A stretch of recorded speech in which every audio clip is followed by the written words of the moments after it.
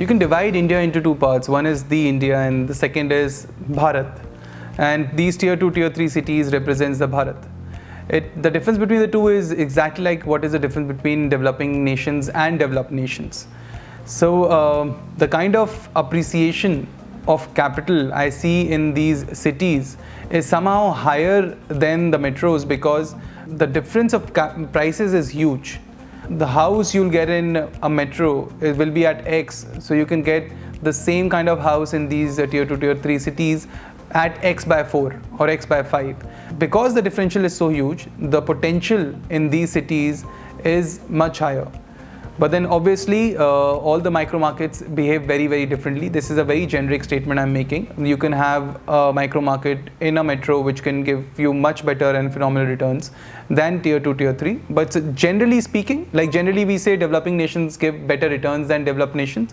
Similarly, generally speaking, Bharat gives you better returns than the India in terms of capital appreciation. Also, government is focusing big time onto these tier 2, tier 3 cities in terms of infrastructure and in terms of self-dependent growth of these cities. Because if you see last many decades, the whole of India have been coming to metros for jobs.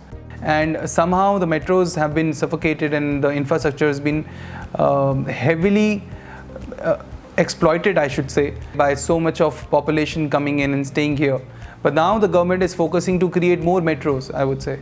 So that's why these state capitals and tier 2, tier 3 cities been giving great focus in terms of infrastructure, kind of job growth, and a lot of MNCs are also looking at these cities because the rentals are very, very cheap of the office they would like to take. And also for them, the most important asset is the manpower.